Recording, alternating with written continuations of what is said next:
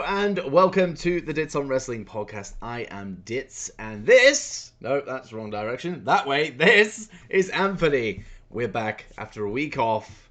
Bit of WrestleMania burnout, but we'll get into that. How are you doing, Anthony? I'm good. We, as you alluded to, took last week off after the marathon that we had the week before, live streaming both nights of WrestleMania. Oh, Very yes. successful.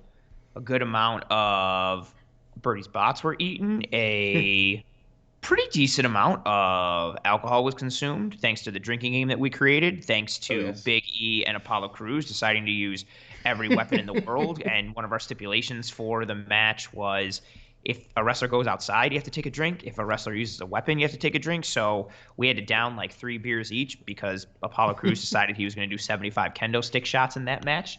Yeah, so we needed a week to recover, but we're back.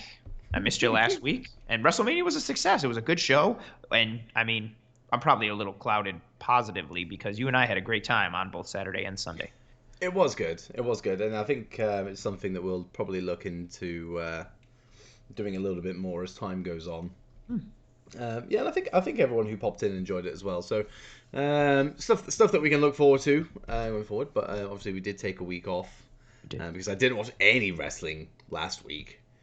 So I've made sure I've watched everything this week, including, believe it or not, NXT. I even watched NXT this week. Boom. Boy, oh boy. But funny old thing, NXT's not even a topic this week. No, it is not.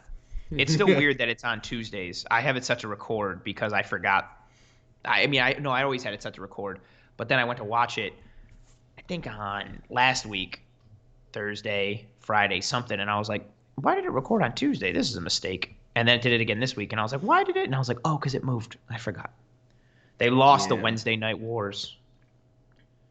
They did. They did. First. NXT took this is a conversation for another time, but yeah, they really not what it used to be. And it's funny how that all kind of coincided from the time that they went live on USA on Wednesday nights. Interesting how those two things are kind of related, almost as if someone who affects the mainstream television shows for WWE maybe, I don't know, kind of had a hand in things a little bit, and then maybe that product kind of, went sideways a little. Who knows? Possible. Possible. I mean, it's weird because Stand and Deliver was a very good show. Both nights were really good. And then I watched it this week. I don't know. It just didn't feel. It didn't feel like NXT. Something's missing. I don't know what it is, and I don't think it's crowd related. It's not. It's just not there, and I can't pinpoint my finger on it. And I know a lot of the guys that I really liked aren't there as much, and I'm not a big Karrion Kross guy, and Cameron Grimes sucks. No, I'm just kidding. Cameron Grimes. Star of the show, by the way, this week. Fantastic. I don't know what it is, and I really wish I could put my finger on it. There's something like I know what's wrong with WWE, or at least I know why I don't like it as much. But NXT, I don't.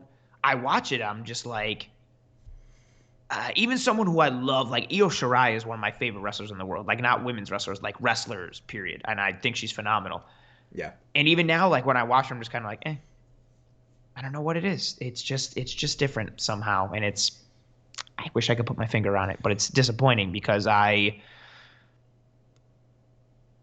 a person who wanted AEW to be born and who loves New Japan and loves Ring of Honor, I thought the best two promotions in the world for a good 3-year span was New Japan #1 and NXT was #2, and it wasn't close. It was those two and then everything else. And I feel like they've fallen hard, and I think AEW, I'm not saying this because I like AEW, I think AEW has far surpassed NXT, and I really didn't expect that would happen.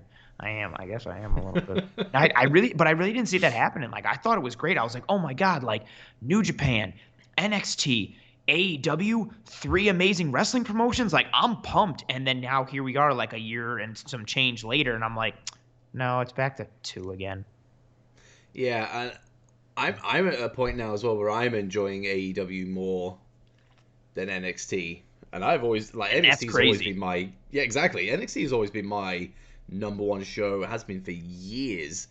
And obviously I've gone back into AEW whilst we've been covering this show, and as weeks have gone on, I haven't really been.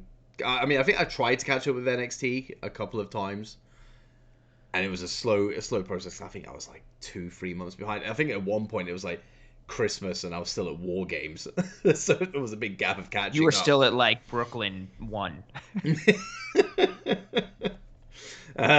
were like, did you have you seen this Sasha Banks and Bailey match from Brooklyn? It's amazing. Good.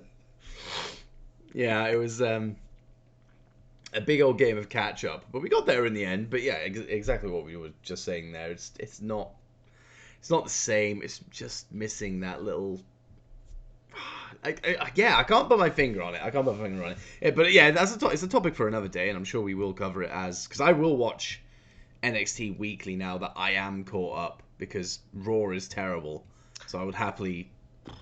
I think NXT is better than Raw. I think that goes without saying. But that's like you and I could put on a wrestling match that's better than Raw, and we're not skilled wrestlers. This is true.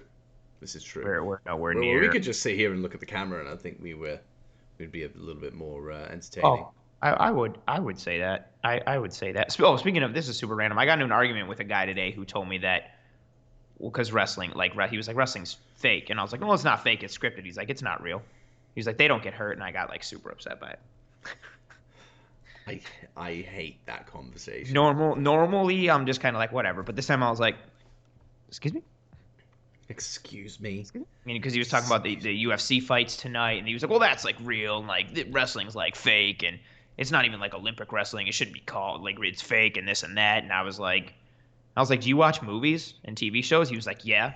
And I was like, do you like that stuff? And he was like, yeah. And I was like, okay, well, like wrestling is a movie or a TV show, except your favorite actor does his own stunts and her own stunts. And he was like, well, yeah, but it's fake. And I'm like, no, it's scripted. And he was like, yeah, but they don't. Oh. It's disappointing. He was like, he said entertainment. That's me. He was like, I mean, it's entertainment, so it's. And I was just like, don't. Usually that doesn't get to me. I don't know what. I think it was his face. It was really smug. I didn't like it. Just get any picture or any video clip of Volta chopping a man's chest. You go, there's your fake, you absolute bitch. You bugger. You biatch. Yeah, WWE's go-to word these days, I would say. Even Asuka's throwing that bitch around. It's bitch. They love to get like. I really think it's like those old adages and jokes of like Vince gets something in his head that he thinks is like hilarious, and then he just wants to like have it happen over and over again. So he probably will like. Somebody was probably in the back one day and was like, "Oh yeah, you bitch," and he was like, "I love it. Like put it in the script. Have her call him a bitch. Have her say it. Call him a bitch. Every single week. Every single week. Oh yeah. Boss. Funny old thing. That was part of the drinking rules for Wrestlemania. That one didn't hurt us as much though. It was really the Apollo Crews and Big E one that got us. Yeah, that was bad. Granted, we made those stipulations before we knew it was a weapons match. Exactly. So that would have been like for any regular match if we made one of the rules like, oh, every time somebody like is standing on the canvas, you have to drink. Like it was, oh god, it was just brutal. I remember the point and I loved it because you were a little ahead of me by like 10, 15 seconds. And so you'd be like, I've lost count of how many times Apollo's hit him with the kendo stick. You need to count. So I'd be prepped and ready. And then I was like, 1, 2, 3, 4, 25 times. I don't even think that's an exaggeration. No, it's not. It was ridiculous. The one I know in my head was 17. That was for sure one. And I thought there was another that was ahead of it. And I think it was like 25. But I could be mistaken because I drank a lot of alcohol in consumption because of Apollo Crews, the new Intercontinental Champion, which may or may not be a subject on tonight's show. Yes, and that's a very good segue into what I was about to say. So topics on today's show, guys. We got my question of the week. You came prepared this time. I actually came prepared this time. Obviously last week we would have touched on the WWE releases, and in fact we were considering coming on and just focusing on that, but to spread that over an hour, I don't think. Well, we could have done it, but I don't know if it would have been interesting enough. So we're going to talk about that briefly because we are a week on, and a lot has already been said by many other podcasts and many other journalists and many other fans. So we don't want to go too deep. Some AEW chat at the time of actually saying to Anthony, yes, we're going to talk about AEW. You had it, because I hadn't watched anything, but I've watched the highlights now, so we can actually talk a little bit about AEW. And I have a little bit of a gripe with AEW. Yeah. Yeah. Excuse me? So it's good. I enjoyed it, but it's something that's really starting to annoy me. Okay. What's next for Edge? 2 weeks past WrestleMania, and we haven't seen him. Makes sense. He sucks. And the IC title, is the prestige of that title locked and loaded, ready to go? Are we finally getting back to maybe not the golden years, but a good period for that belt? And that's what we have to look forward to today. Now, speaking of last week and the WrestleMania burnout, I don't know. This is my question of the week, by the way. Oh boy! Now I'm surprised you have it. Well, I was only thinking it because I was like, oh, WrestleMania was 2 weeks ago. I was like, did I enjoy WrestleMania? Was it good, or was it just enjoyable because I was watching it with you and with everybody that was coming in, and I had beers and all that good stuff. So my question to you is, was WrestleMania actually a good show, putting both nights together here, in hindsight? I think it was definitely better because you and I watched it together and because of the live stream. That 1,000% made it better. Yeah. I will say, I think it was good for WWE, and I don't want to be that person, but for WWE standards, I think it was good. I thought the women's title match of night one was really good. I liked that. I liked Kevin Owens versus Sami Zayn. I liked the Roman Reigns match. I liked Cesaro and Rollins. I don't think there was anything that blew me away or that was jaw-droppingly amazing, but there were several times during the show where that was good, or oh, well done. And I think I'd say it was a good show, especially considering. But see, this is also part of it too. For me, at least, and I know for you too, and a lot of fans, the bar for me is set so low. It's easy to get over it. But that being said, I think it was a good show. Would I watch it again on my own? Maybe here or there, sparingly, or see some clips again. But I thought it was a good show. Yeah, I think I echo that. I ended up going back and watching the Triple Threat because I didn't remember it. I was sat there the next day. I don't know if it was because I'd had too much to drink because of the Nigerian drum fight. I have no idea. I was like, I don't really remember much about that match apart from the ending.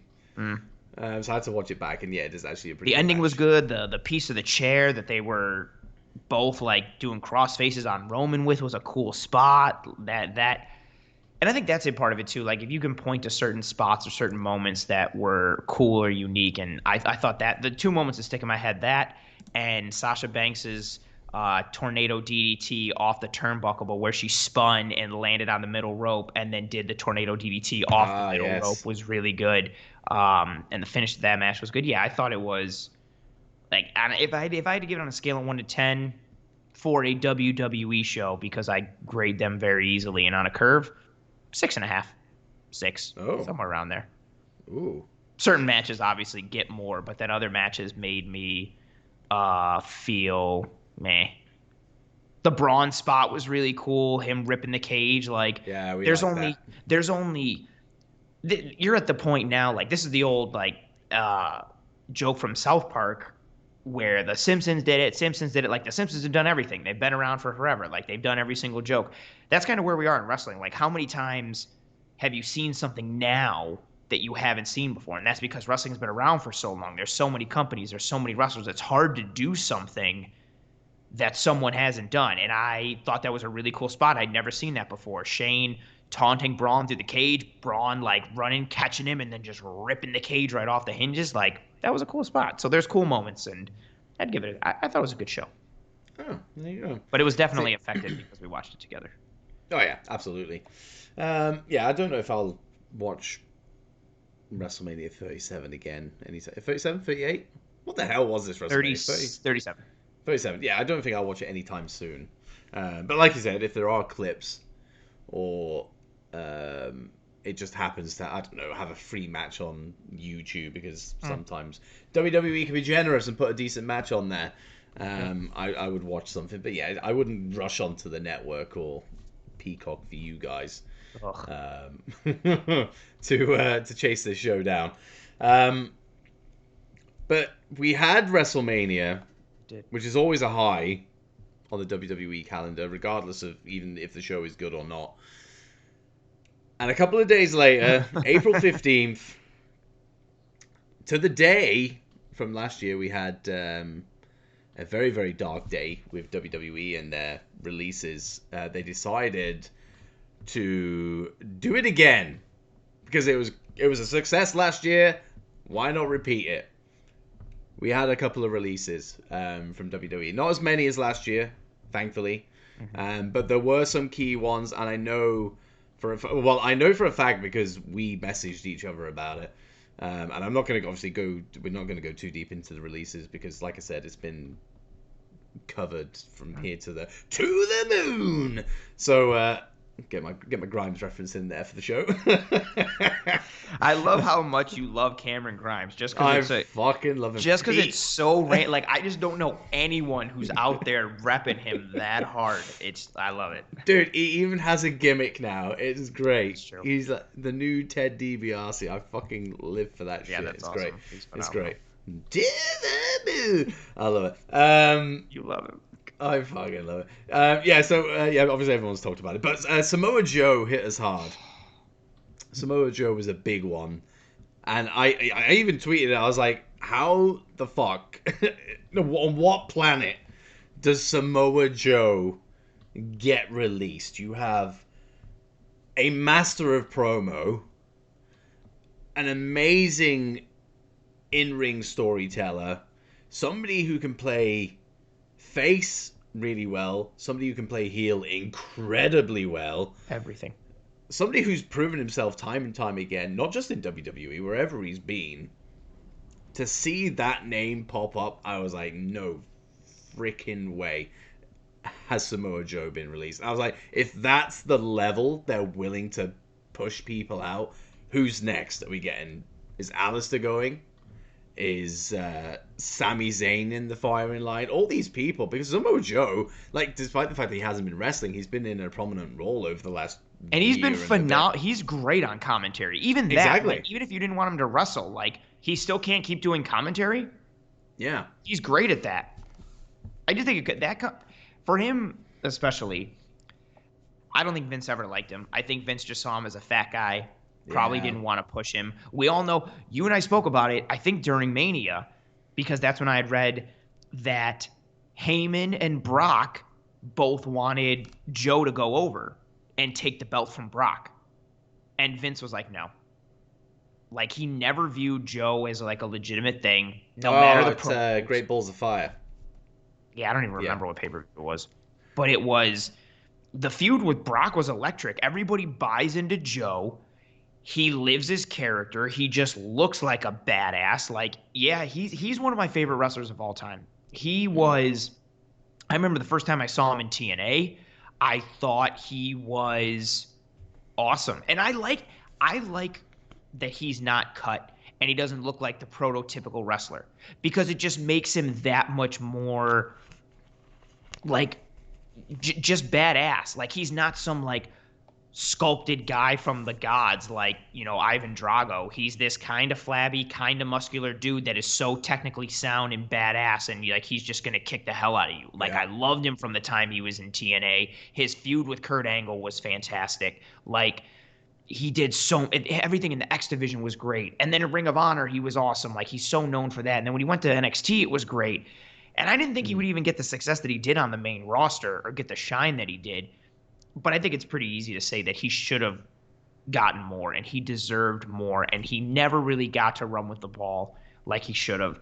And I think with Joe and even some others as well, like I highlight really like the main three for me, Joe and then Billy Kay and Peyton Royce. Yeah. Not that I think like Billy Kay and Peyton Royce are amazing, but I think they're good and I like them. My main thing though is like you can find time for Jackson Riker and Elias, but you can't find time for Joe. You can find time. Go ahead. No, I was just about to say that because that is that exact example, Jackson Riker, because I believe I want to say it was Wesley Blake that got released, or it was Cutler. Yes, it was one or the Wesley other. Blake. Oh, Wesley Blake. A guy who was teamed with Riker in the Forgotten Sons, who are definitely now forgotten. Yeah. But they were the victims of Riker's outspoken tweets. But Riker's fine on Twitter, but he's still here. He's on TV. Raw. And you can find time Every for week. him. Same thing with the women. You can find time for Nia Jax and friggin' Tamina. You can't find time for Peyton Royce and Billy Kay. And I saw an awesome thread on Reddit on Squared Circle of how Billy Kay being released is proof that WWE's mantra is bullshit. Because the WWE mantra is always like, you got to take advantage of what's given to you. Even if you're given 30 seconds, you have to make those 30 seconds memorable. Billy Kay was giving garbage and given nothing. And she, time and time again, whether she was on screen for 2 seconds or 2 minutes, killed it. She was funny. I don't think she's amazing in the ring, but she's good enough. And then you release her. Like, she did everything she could with what you gave her and got over. Like, people on social media and on Reddit were loving her, but you release her. Same thing with Peyton Royce. Like, Peyton Royce started to improve in the ring a lot. And then as soon as she pulled Jay White's Blade Buster, the suplex where you, like, lay flat and then she, like, spun into it, it was beautiful. And then it seemed like 2 weeks after she did that, they scrapped her from TV and she never came back. I understand people are going to have to get released and you can't find time for everyone. WWE is massive. They have a huge roster. They've got so much talent. It's deep. Like, I understand it. It's like being on, I don't know, like being on like an amazing team. And if you've got like 3 other all pros or all stars at your position, it's hard for you to see time because there's other great people. But my thing is, that's not what WWE is. They're giving the people that are on the main roster, like to keep that sports analogy, aren't as good as a bunch of the backups. Why can Aleister Black not find time? Why can Samoa Joe not find time? Why can Billy Kay not find time? Why can Peyton Royce not find time? Again, not that they're all like amazing, but you've got like Shane needs a WrestleMania match. Yeah. Joe can't get a match at Mania. Aleister can't get a match at Mania, but Shane needs one. Or again, there's just so many questionable decisions. Again, I recognize the shows have their limits. You can't always fill everything in or find time for everything. But there are just people who are not as good or anywhere near as good as a lot of people on the bottom of the roster who are sitting in catering every week. Same thing with Andrade. Like, Andrade he's the one that really perplexes me. I understand that his English wasn't great. We should even even though he asked for it, he should get thrown into the releases as well. Yeah, that's true. Like, yeah, I would. He got no time. He was a stud in CMLL and AAA. AAA. And he was sick in New Japan. And he's a really great wrestler. He's a good-looking dude. Give him a manager who speaks English and just let him be sweet. Oh. You did it with Yokozuna.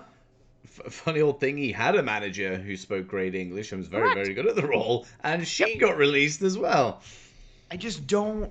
It's just frustrating when you look at it in a vacuum, like it sucks, and then it's also like, well, they have a lot of people, but then when you look at the people who are getting time, I think that's just like frustrating, especially if you look from like the Iconics perspective, right? Like, the women's tag team title match at WrestleMania was Nia Jax and Shayna Baszler versus Natty and Tamina.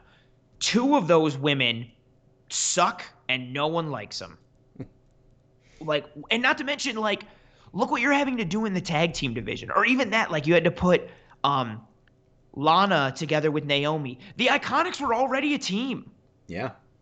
What? And and Samoa Joe is even more baffling to me. Like, even if you don't want to use him on the roster, okay, he can't do commentary. He's amazing at that. Like, you can even make a bigger case if you really go down the roster and look at how everyone's used. And again, even another I just mentioned, I didn't even mean to. Lana, bless her heart, because I know she's gotten better and I know she tries. We got time for Lana, but we don't have time for. I don't. We got time to. Granted, maybe the look or the aesthetic isn't right, but we can bring up that dude from Raw Underground to be Apollo's guy. We got time for him. We don't got time for Samoa Joe. We Baffling. got time. We got time for all these like. I, it's just, and I hope things work out for them in the future. I think of this all the time. Anytime someone gets released, give me Samoa Joe in AEW. Good Lord, give me Samoa Joe in AEW. Oh my goodness, give me a feud with Moxley right out the gate. He doesn't have to come for the throne. Give me Samoa Joe in AEW. I want it. I need it. Oh man, that would be awesome.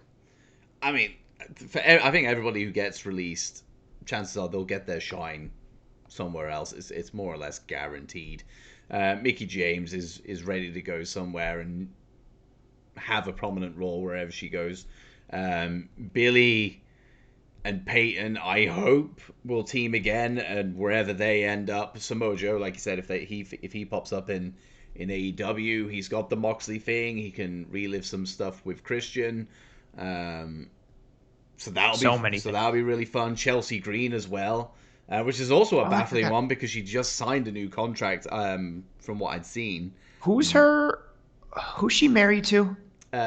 Zack Ryder, well, not Zack Ryder, Matt Cardona, or But I yeah, think, same. But you, yeah, Zack Ryder. yeah. Okay, that's what I thought. I forget who I confused her with. So she'll probably go back to Impact, possibly. That's right. And Even her, she's not like amazing, but she's better than Naya. her character And work is fantastic. yeah, it's really good. Mm. Like I just don't get it. With it's just so what? Like I don't understand some of their decision making. But I mean, again, who are we? Just the people that watch it and consume it. But yeah, it was Yeah, really just a lot of the names, especially those high level ones, I didn't get. And especially again for a company that like somehow continues to make money even during the pandemic. Like this is like the European Super League owners being like, well, oh Christ, yeah. we got to do it because of the pandemic. We're losing money. Like, get the hell out of here. You've been talking about this for like 10 years. It's been gaining steam the last 4. Don't try to use the pandemic as a cover. Like, that's a horrible excuse. And in the same way here, WWE continues to make money hand over fist. It was like last year when they released all those people. It was like, well, like times are tough. And then it was like WWE registers like record numbers even during a pandemic. It's like, but I Yeah. thought you guys were broke and that's why you had to release all these people. And then budget Like cuts cited for this round of releases, but you just had that deal with Peacock.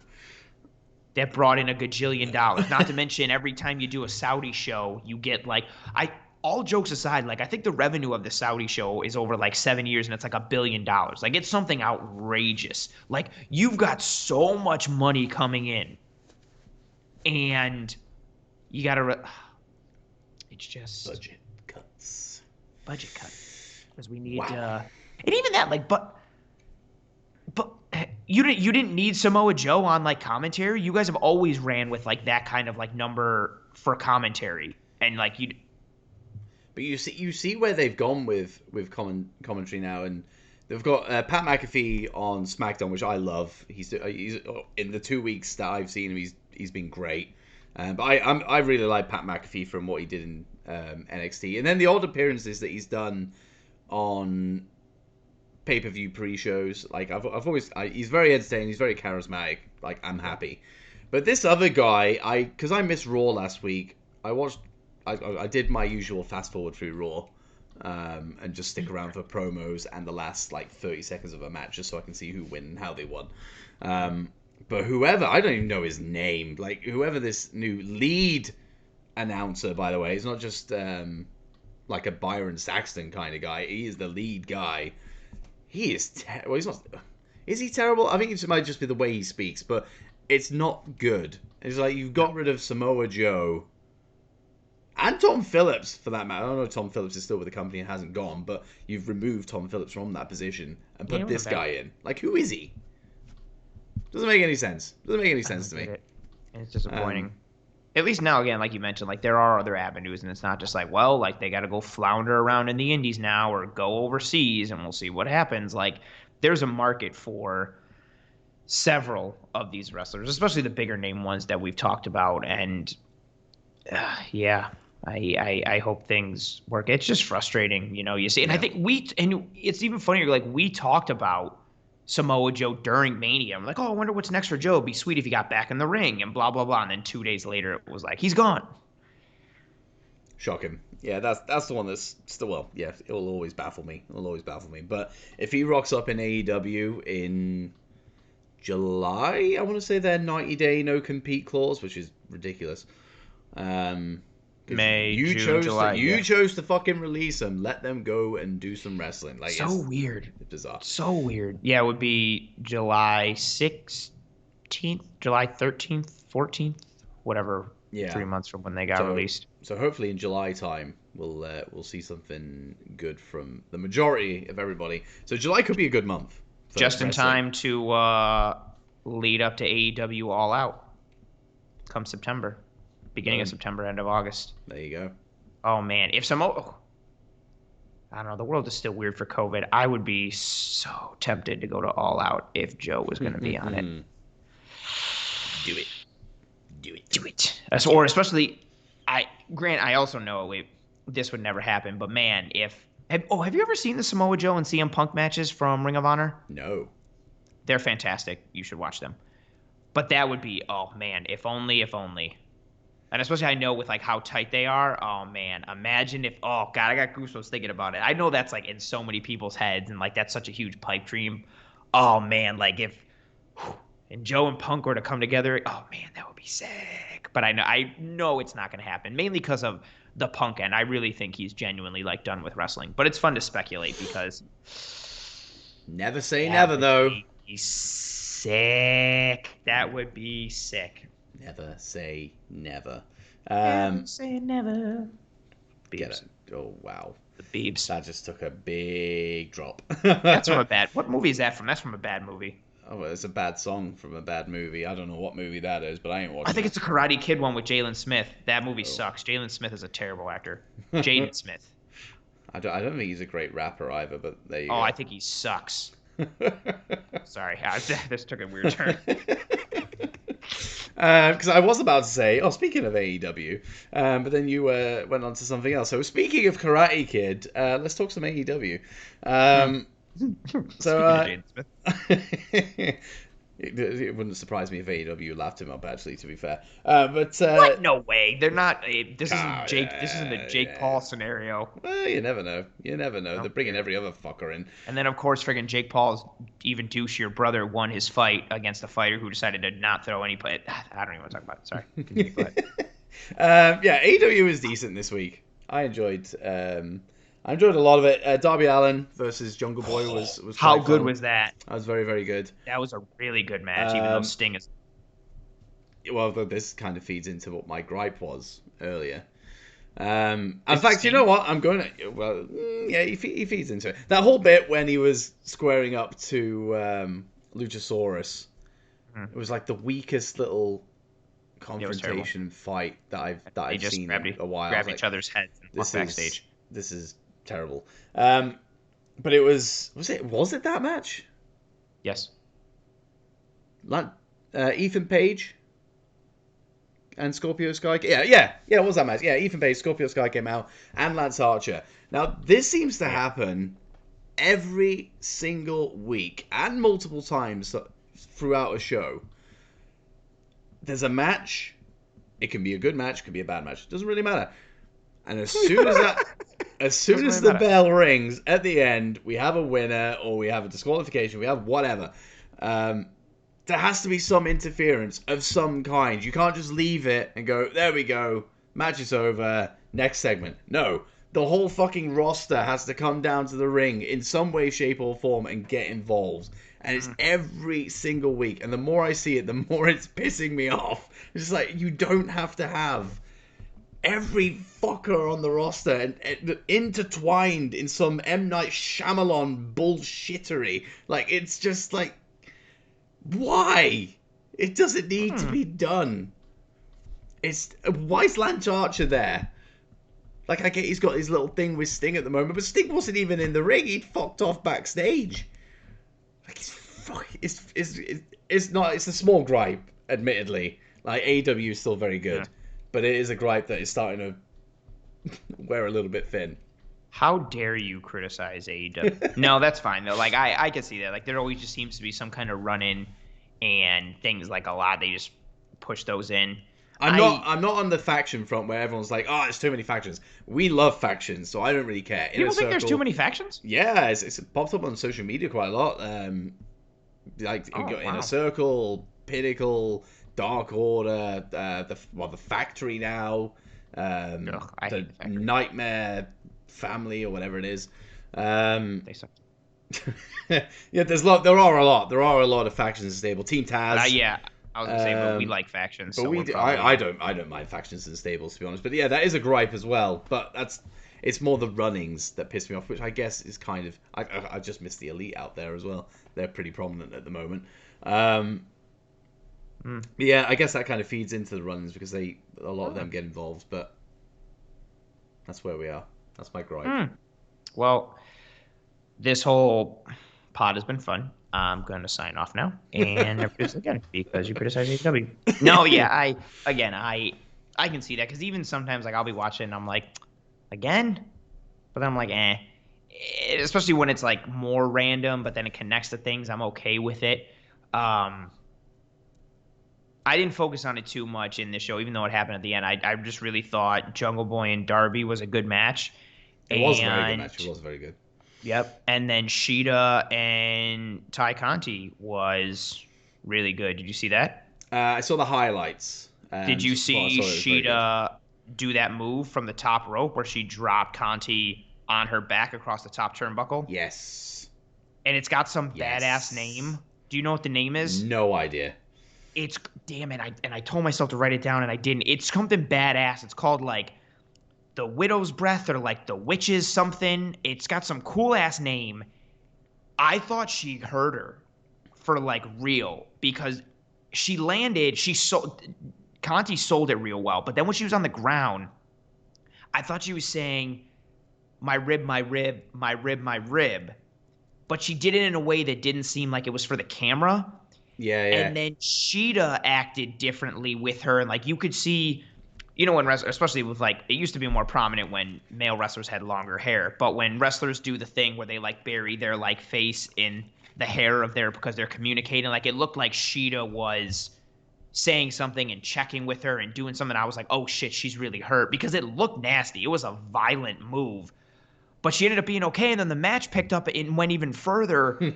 I thought that match was phenomenal. Like she's another one. Like we couldn't find anything for her in NXT, or anywhere, and she's done really well. I don't think she's like, again, she's not at the top yet, but she's making her way up real nice. Yeah, she will be at some point.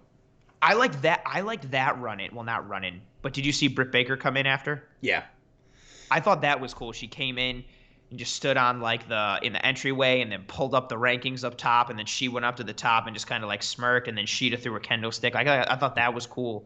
But that one makes sense because correct. Britt Baker is going to, no doubt, be the next challenger for the world title, and you know it's deserved. She had that really good match with Thunder Rosa a couple of weeks back, and in fact, actually, the women are killing it in AEW at the moment. They really improved their roster by having Thunder Rosa. Shida is fantastic. Conti helps. Britt Baker has gotten a lot better. Yeah, they brought her. That's the thing. Yeah, there's a lot of improvement individually with people, and that's just helped build everything up. I think Britt Baker might be my choice for like most improved wrestler of the year so far or something, or even if you take it into a longer stretch, especially considering like she was brought on to AEW as like she was supposed to be the number one. Yeah. Like she was their big, like we got Britt Baker, like this was going to be a big deal. And then she just didn't hit where she was supposed to. It was her and Nyla Rose. Like, that was supposed to be the big deal. And neither of them kind of hit the way they were designed to. And Britt has just, like, her turning heel was fantastic, and she's such a great promo now and so good on the mic. But yeah, she's gotten a lot better in the ring. And AEW is a good show, like, week in and week out. It's not perfect, Yeah. and like you mentioned, there are little like annoyances. I'm over Sting at this point. I'm tired of him just like being there. Always, just like why? Get the fuck out of here. Special attraction. It's one of those. Which also is very intriguing. I'm surprised that he signed on for what appears to be like a full-time gig. Yeah, because he's there a lot. With Sting being his age and the stature that he has, like, he has star attraction written all over him, regardless of, you know, his age and his capabilities, all that kind of stuff. Like, having him appear once in a blue moon makes things a big fucking deal. Having him appear every single week and doing that weak ass shite with Luchasaurus where they kind of fumbled backstage, that's not what we need from Sting. Like, it's also high. Luchasaurus is a treasure. How dare you have a problem with Luchasaurus and attack Luchasaurus? He's fantastic. How could you have a gripe with him? Like, even from a character perspective, I'm annoyed. Like, okay, you got a problem with Team Taz, I get it. Everybody in Team Taz is a dick. I understand. But Luchasaurus? You got a problem with Luchasaurus? You punched and attacked Luchasaurus? The man is a treasure. How dare you? How dare you? And also with that one, like, I don't know. I just don't get why he's there I get it that he's like rolling with Darby now, but now I'm at the point where, like, I want Darby to lose so I don't have to keep seeing Sting. And again, it's not because I dislike Sting, but he's just doing the same thing week in and week out. He just walks with Darby, attacks someone who attacks Darby, gets the upper hand, or he has an interview with Tony Schiavone up on the entranceway, and Lance Archer will come out and interrupt after about 4 seconds of talking. It's like, really, this again? I just don't get it. Like, where are we going? What are we doing? What's his plan? I am surprised that he's there as much as he is. But at this point, I kind of just want, like, I don't know, I just want somebody to douche him so they can, like, he can be written off for like a month and then come back and have some impact. I just think it should be more, I don't know. That would have been like if they did the Crow angle in WCW and he was just like coming out to save everyone every single week. Part of what made it awesome was they would show him here and there, but sometimes he wouldn't do stuff. Like, you wanted Sting to come down from the rafters and beat up the NWO, but he wouldn't do it all the time. Sometimes he wouldn't even be on the show. Sometimes it would just be one shot of him sitting up there and that would be it. Like, there would be sometimes like 4, 5, 6 weeks in between him attacking people in the ring. And, well, here we are, I guess. It's painful. It is painful. But here's another good segue. I would love to carry on talking about AEW because it was a good show. There was a lot of it. Like, Christian Cage had a decent match. I forgot about that against Hobbs. Yeah. Well, actually, this is something I was going to ask you, and I know I could have literally just Googled this, but I thought I might as well ask while we're on here. Is he Taz's son? No, Hook is Taz's son, the kid who usually wears the hoodie with the hat.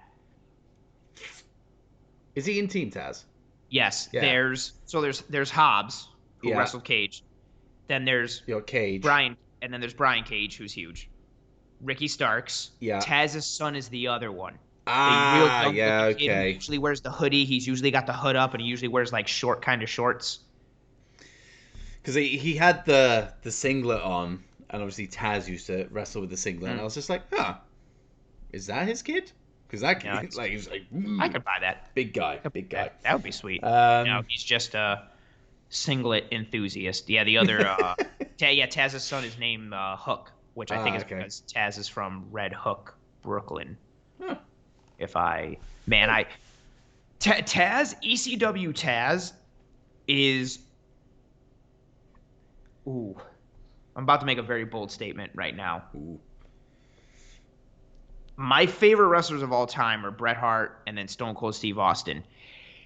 ECW Taz might be my number 3. Oh, ECW Taz was awesome. There are so many awesome moments that I can point to that were just the coolest and most badass thing I had ever seen in my life. Oof. Yeah, ECW Taz was something. that is. I don't want to go down a rabbit hole here, but in the last couple of weeks, because I've been reading up on some bits and bobs here and there, some dits and bobs. I was gonna say that, but I figured I'd let you do it. The Dits chord. The Dits chord. I have been thinking about going on the network and not necessarily going back from the beginning, but maybe at their peak, going through ECW week by week, catching all the pay-per-views and stuff. Start with their first one, which was Barely Legal in '97. Okay. That's the first one. Main event is it ends up there's a triple threat match for the number 1 contendership to the ECW title, and then the winner faces Raven for the ECW title. But there's a very good tag match on there. There's some very good things, and then it just picks up. Oh yeah, there's a lot of good. I rewatch it and I'm like, wow, a lot of this was terrible. But Is then it weekly? there's like, or was it weekly?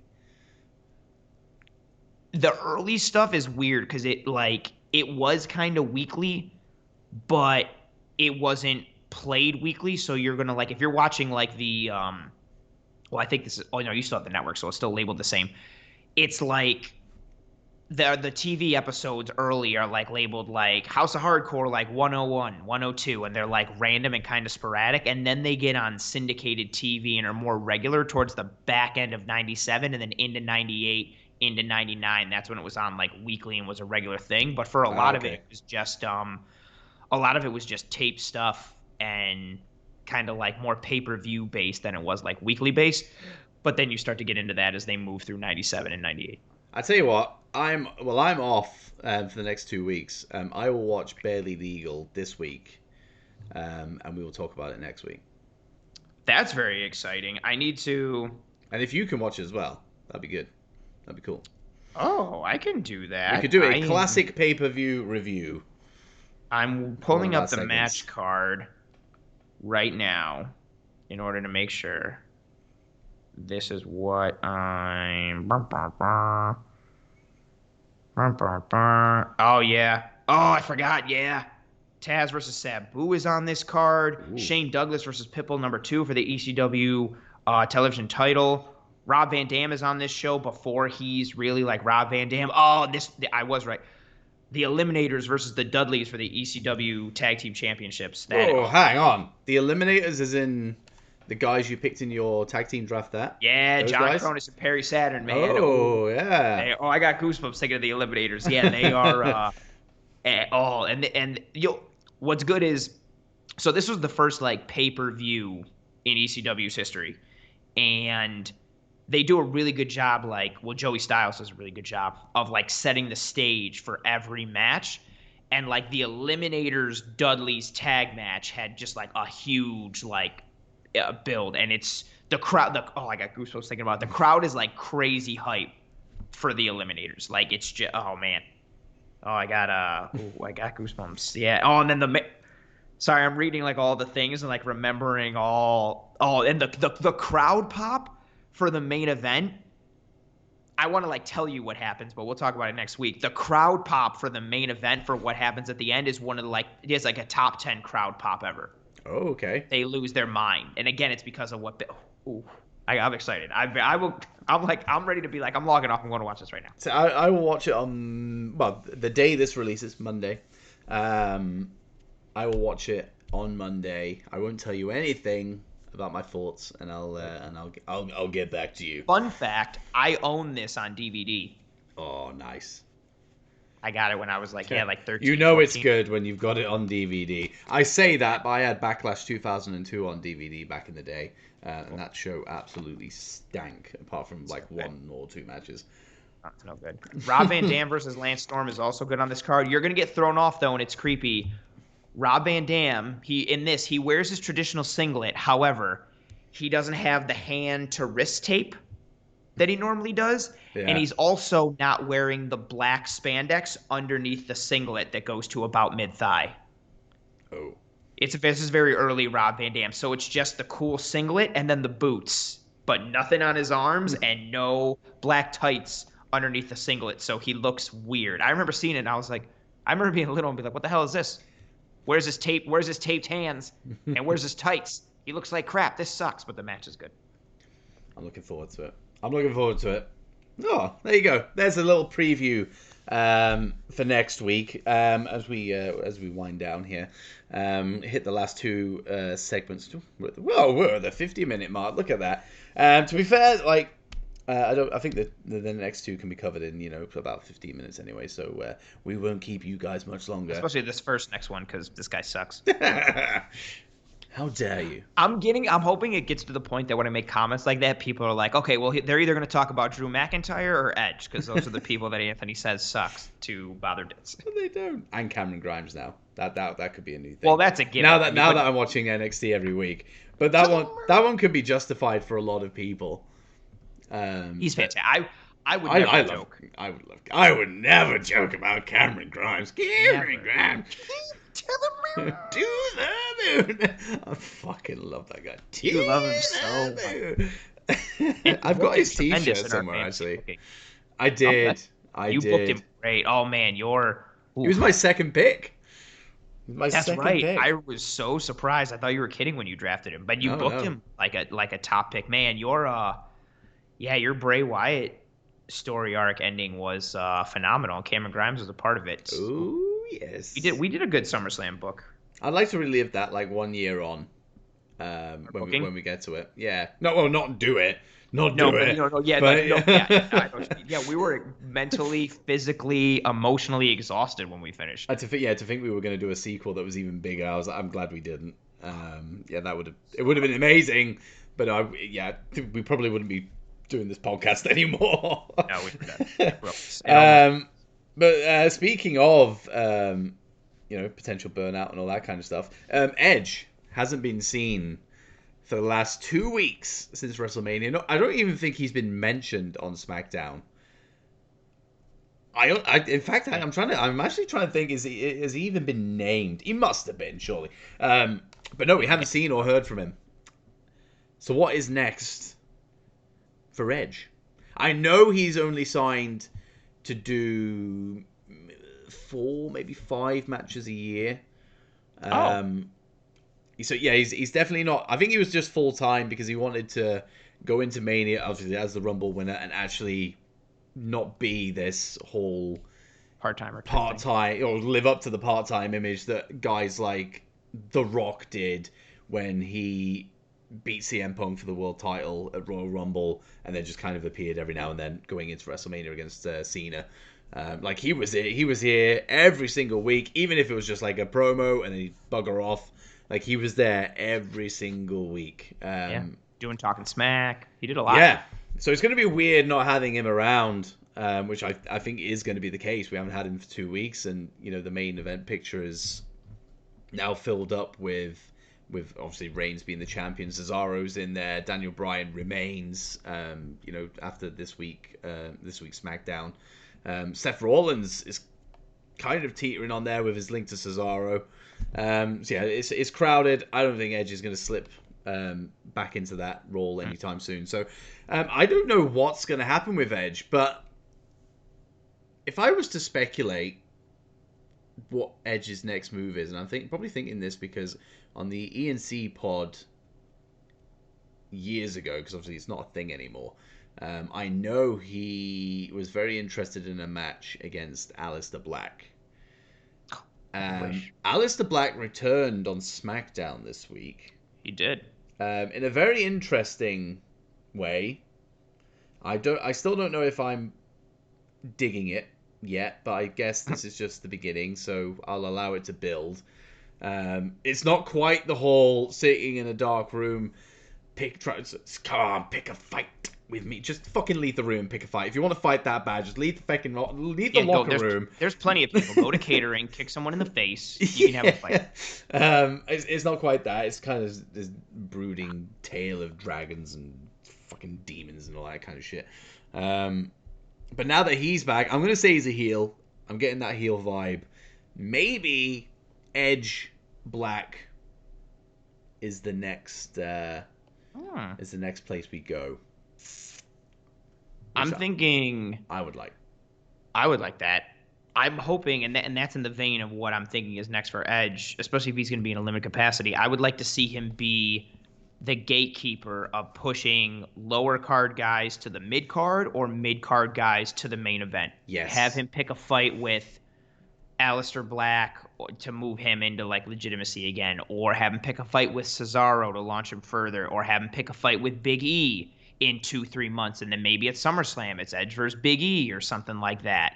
Just something that will help jettison a guy to the next level is what I'm hoping is next for Edge, but also especially because he's in that limited capacity, that's also what I expect. So whether it's Aleister Black or somebody in the mid card, I think his role is to be, kind of the stepping stool and stepping stone to getting guys up and over, which again is what you should be. Like if you're still around and able to do good things and you have this great rep and this great name, which won't be tarnished, like use it to get people over. I think that's what he should do, and I think that would be awesome. And I also, again, I think that's what he will do.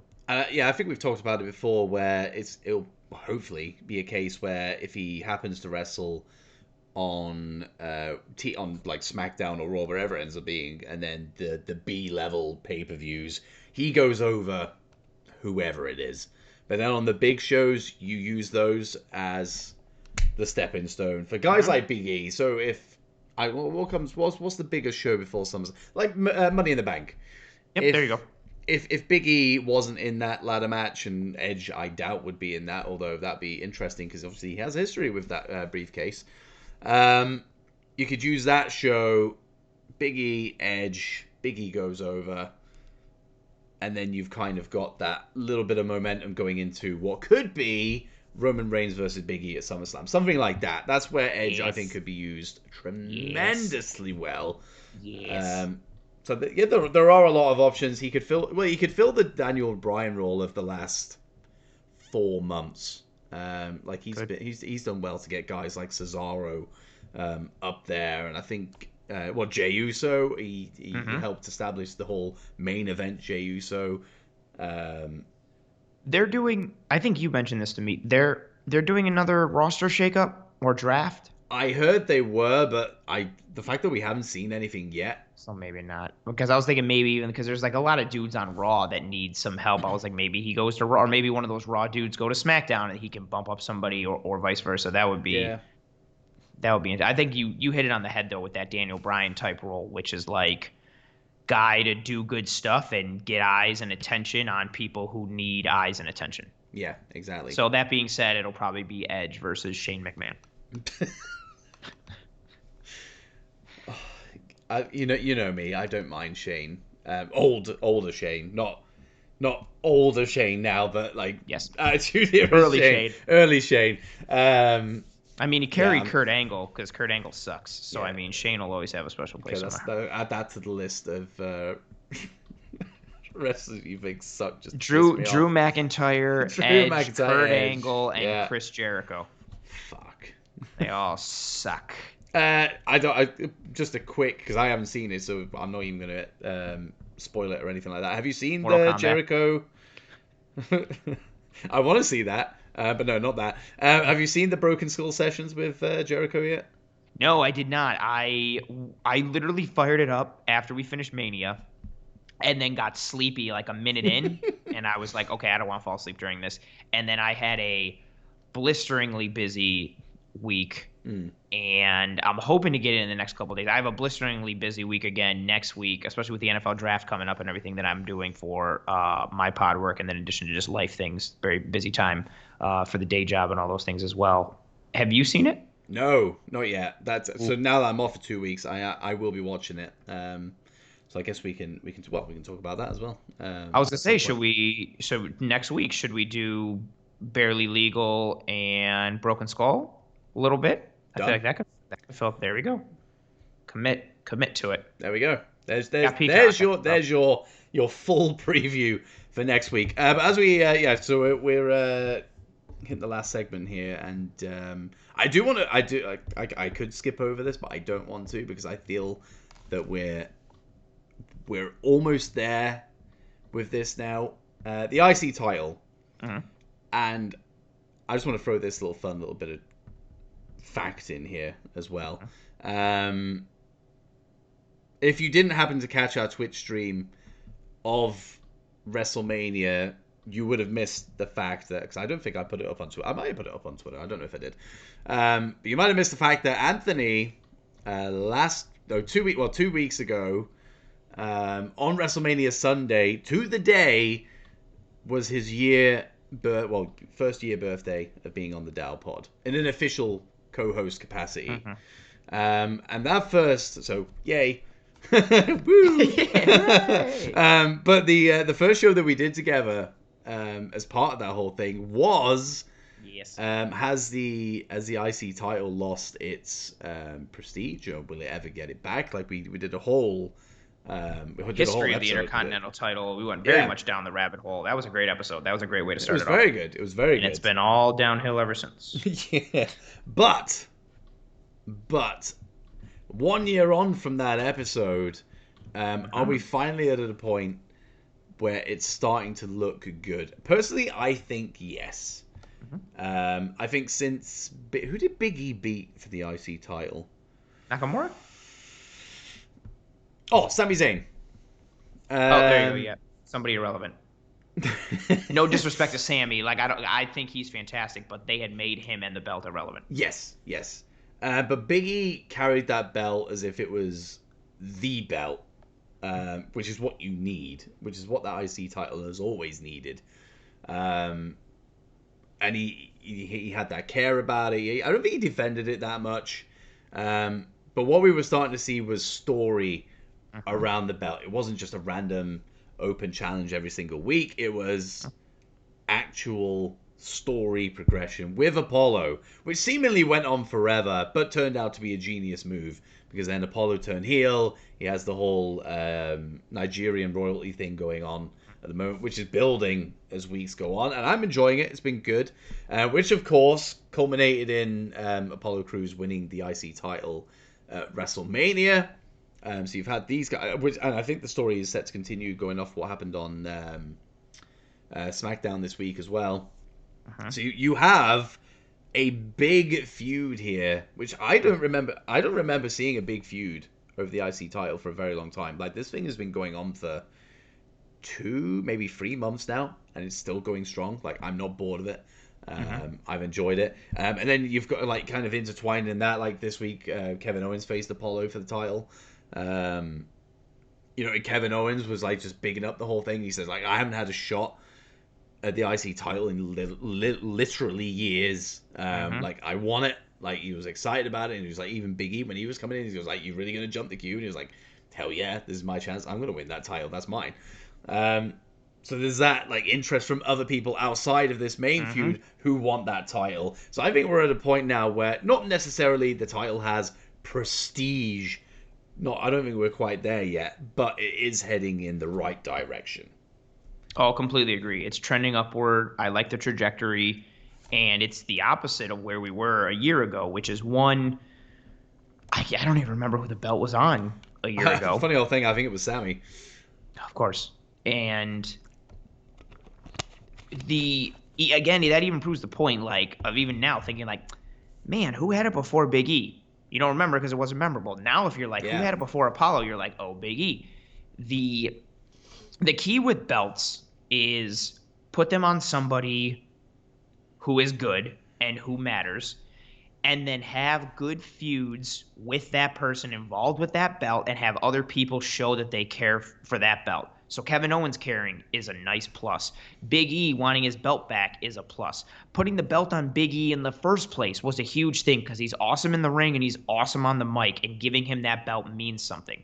Not to mention, like, you know, And it was a big celebration of the fact as well as if he'd won the world title. yes, it was a Like huge thing. on levels of Eddie winning the world title. That's the treatment Big E got. It was a big deal, and they treated it like here was this tag team champ who's gone solo and is now like the IC title like holder. Oh man, this is a big deal. And he, like you said, he repped that belt like it was the end all be all, which is also important. Now having it on Apollo, who has a good look, a good character, he's good in the ring, he seems more natural, he's trending upward. They gave him a cool, intimidating sidekick. So usually when they do that, it means they're trying to invest further in a guy. I'm not ready to say that it's back, but to your point, which you also said, like I think it is trending upward. Like I'm in a positive place with the Intercontinental title, and also from a match perspective, they had a good match at WrestleMania. Granted, it was a weapons match, so I guess it's like lower hanging fruit. But even that, like these two dudes beat the hell out of each other for the Intercontinental title. This was a belt that a year ago, and even before that, and throughout 2020 and before 2020, this was a belt that was getting defended on the pre-show. Like, that sucks. Like, that's a way to kill a belt. You want someone to not care about anything, put it on the pre-show. Like, that in and of itself is terrible. You should not have something, no disrespect to people who compete on the pre-show, something that you care about should not be on the pre-show. No, absolutely not. That's not a thing. Like you shouldn't do that to something that you want or that you want people to buy into or believe in. And the IC title is not there anymore. It is on the main show. It is on people who are getting attention and who are getting pushed a little bit. So I'm hoping it spells really good things. I mean, I don't know, watch Apollo turn face and then Baron Corbin beats him for it and takes it, and we'll be right back where we started. But no, I think Apollo's going to carry it for the spring and the summer. Maybe he loses it at SummerSlam, but maybe he holds it longer. And that's also part of it too. Give me some dudes who hold the belt longer. Like Big E had a pretty good reign and he's sweet. And that's also part of it too. Like Big E now needs to move upward and do something, because then it's like, again, I subscribe to the old ways of booking in the 90s. Like Bret Hart was the Intercontinental Champion, and then he became the WWF Champion. Shawn Michaels was the Intercontinental Champion. He became the WWF Champion. Razor Ramon was the Intercontinental Champion, and then like he became Scott Hall. Like all these guys who feuded for these belts went on to like continue to go up. And granted, you had some guys who stayed in the mid card, but those guys were sick. Like Roddy Piper and Mr. Perfect, like guys who were sweet, feuded for that belt and carried that belt like it mattered. And Big E going on to do bigger and better things, no pun intended. I hope that continues for him because he's sweet, but that'll also help the belt. But the real thing that'll help it, no more hot potatoing. Give Apollo a nice run. Let him carry it to at least SummerSlam. And if he loses it to somebody, again, it's got to be like he needs to lose it to like Cesaro or somebody who's like also sweet, and then that person needs to have a run. Like, you just need to keep going and going. We can't have the belt on the pre-show attached to people who don't matter or in feuds that don't matter. And again, you hit it on the head too. Despite the fact that this feud has been going for what seems like forever, I'm still into it. Let them keep going, feud over this belt, show how much they want it, and you go from there. And I'll end the segment and I guess the show with these two things. The IC title's on Smackdown. Smackdown is by far the superior main roster show. Yes. So there you go. There's a shining example of where the Intercontinental title's at the moment, because I think it contributes to that fact. And secondly, you look at WrestleMania last year and where the IC title was there. Sami Zayn versus Daniel Bryan. A match where you thought, on paper, would steal the show. And it ended up being an absolute car wreck. I think Sami Zayn ran around the ring, dodged any kind of wrestling. Cesaro, Shinsuke were getting involved, all that kind of stuff. And it was a shambles. But fast forward a year, a proper feud, a really personal feud. Yes. Which is key to a good rivalry, especially over a title. We had that. We had a really hard hitting match at WrestleMania. It might not have been the best match ever, but it served its purpose, and it was all centered around the IC title. And what a difference a year makes. So yeah, I'm excited. For where the title goes. But that is us for this week. Of course, it wasn't supposed to be this way. Next week, we were probably going to go, we'll see what happens during the week, and we'll throw the topics together. But seemingly, we have our show. We're going to be doing a classic pay-per-view review of ECW Barely Legal 1997. Mm-hmm. And I will, but if Anthony can as well, we'll kind of take a look at. I know obviously we're a couple of weeks past, but I think there's probably going to be some talking points in there. We're going to check out Jericho's stint on the Broken Skull sessions on the network. We will, and then I'm committed to that. I put in the prep work. You do. I don't. But you do. Have you ever seen an not WWE ECW? Have you seen an ECW pay-per-view? I guess it doesn't. I don't know. Does it count? I've only ever seen the One Night Stand. One Night Stand. No, that does not count. What we should do, what would be a cool thing, and this is something to keep in mind, we'll start with Barely Legal 97 since it's the first one. We should go in order and watch every single one once a month and do one episode a month on the ECW pay-per-view, starting with Barely Legal 97 and then going up through its chronological journey. I like that. Potentially, that'd be kind of cool. I like that. Yeah. This could be the start of something beautiful. New pod. ECW through the years. That'd be a cool little thing. Yeah, I'm excited to watch. I'm sure somebody mentioned this one time somewhere 5 years ago, and now they're gonna tweet at me like, "You stole our idea." Yeah, I remember that. Hey, could you guys our thing is kind of fantasy booking. Could you guys not do any fantasy? Like, get the fuck out of here! Like, you're the only one who ever thought of fantasy booking. That'd be like another. That would have been like after the Premier League was started. If like they started like the La Liga in Spain, and then England was like, "Hey, soccer is kind of like we started a soccer league, so you can't start one." Like you didn't. Yeah, a top division? Are you kidding me? Like we have a top division. You have a second division. You don't have a top division. You can have a Segunda. You can't have a La Liga. You can't have a Premier. You can't have that. You can have like a 2, but like could you not? We're trying to like own, like monopolize this thing that's been around for a while. You can't do that. I got it. Bundesliga? You kidding me? Get the fuck out of here. Nobody in Germany wants to see soccer. Sorry, can't do that. It's exactly that. Yeah, it's exactly that. It's silly. It's silly. But this will be cool. Yeah, next week's gonna be good. I'm excited for it. Or you might watch it and be like, "This is terrible. I don't want to watch this." I don't know. I usually go into these things very open-minded, and I have kind of an expectation of because I've seen a lot of ECW clips over the years. I have my expectations of what an ECW pay-per-view could be like, and if it meets those expectations, then I'm sold. I'll put it that way. Pumped that you remember that I picked the Eliminators in my greatest tag team ever list. Dude, I remember most of our draft that stuff. So does BJ. Yeah, shout out to Aussie Lucian, who may or may not be listening to this, but he chose our draft that episodes for a long ass drive he did recently. 6 hours last week. 6 hours, yeah. He chose our draft that episode. So shout out to Aussie Lucian, who is if it ever comes back, I don't think it will, but if it ever comes back, our theme song battle officiator. Poor guy. Amazing. We love you.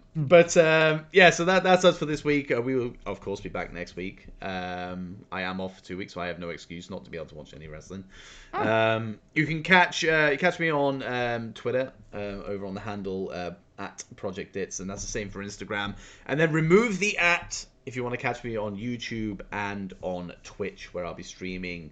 I'll be streaming on Twitch like every day over the next 2 weeks, essentially, because I am off. So keep an eye out for that stuff. And really, that's all I have to plug. Anthony, over to you. I'm Anthony. co-host here on the Dow Pod, first mate here on the Dow Pod. Find me every single week alongside Dits on the Dow Pod. You can find me on Twitter at pro__ant. That's pro2_ANT. And I also host my own solo podcast called Disguise Coverage, breaking down the NFL and paying specific attention to the Buffalo Bills of the NFL. And that podcast is part of the Cover One Sports Network, which is a really cool thing. And yeah. Boom. I remember when that plug used to be really long. I'm trying to think of why it used to be so long. I think it was, because I was trying to find, like, the words and, like, how to phrase it, and then I don't know why. I think both our plugs used to be quite long, and now they're just, like, done. Yep. This is where we are. This is what it is. Boom, boom, boom. I remember I got in the routine of it when it was Wagons and Warpaths, and then right when I got in the routine of it, I joined Cover One, and it all changed, and I was like, damn it, I have to change my plugs at the end. I just got the handle of it. Damn it. But I tell you what, we'll always have time, and you have infinite amount of time. I do. Because I know the people are really, really invested in this every single week. We get DMs all the time from our listeners. Handwritten letters. Our one listener, Steve, from Chicago, Illinois. Shout out to Steve. And that guy from Sweden. And the guy from Sweden, of course, yes. This means a lot. So, Anthony's final thoughts. You have as much time as you need to be able to inspire our listeners. So I'm going to hand over the reins to you. But from me, I will see you guys next week. I hope you have a fantastic week. Stay safe in these still terrible times. But Anthony, send us out on a high, my friend. Thank you very much for giving me the floor. I know times are tough, right? The world's not a great place. Things are in shambles in so many areas. And a couple weeks ago, I read some things that I learned in my recent studies of Eastern philosophies and Eastern medicines. And I know that was a big thing for a lot of people. So it's like, Anthony, oh my God, you're in the United States. That's more like Western territory, like Eastern philosophies. Oh my God. And it sent shockwaves through Twitter, through apps and things that I don't even have access to. It was just a big shock. But I've continued into that study of Eastern philosophy and Eastern medicine and beliefs, and combining that with my genuine knowledge and passion of Victorian literature and poetry, I've come up with something special for today. And I wrote it down in my notebook here, and there's a lot, if you just look real fast. So I've done this before, but this one was a lot. So again, strap your helmets on, sit with me for the next roughly 28 to 47 minutes, and I just want to leave you guys with this.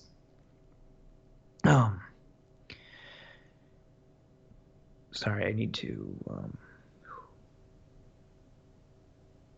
Sometimes the gravity of the moment just sometimes it just gets to me a little bit. So, all right, I'm ready. Goodbye.